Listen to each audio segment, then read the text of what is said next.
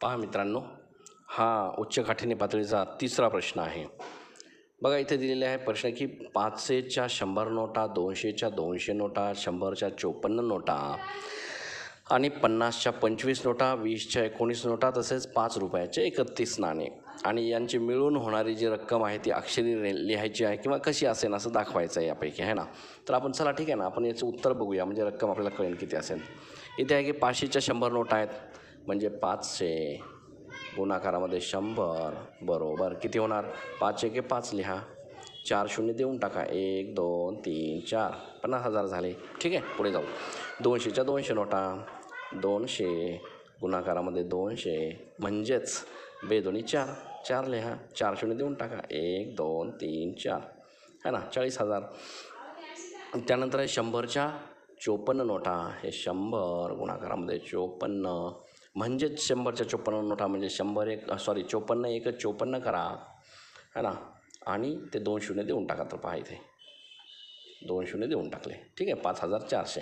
त्यानंतर आपल्याला विचारलेलं आहे 50च्या 25 नोटा, 50 रुपयाच्या 25 नोटा, 25 पाचा 125, 125 आणि 0 म्हणजे 1250.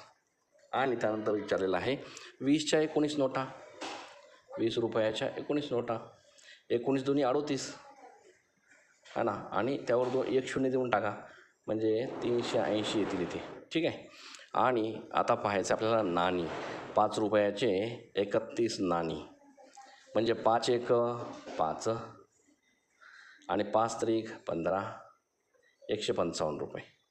आता या सर्वांची बेरीज करूया. हे जेवढे पैसे आहेत ना त्या सगळ्यांची बेरीज करूया. बघा काय होते, पाहूया आपण बेरीज कशी येते. ते पहा, ह्या शून्यांमध्ये शेवटी एक 5 आहे तर 5ला 5च घ्या. या लाईनमध्ये इथे म्हणजे दशकच्या लाईनमध्ये हा पहा इथे 5 आहे, इथे 5 आणि हे 5 10 होतो. 10 8 18, 18शीला 8 हातचाला 1.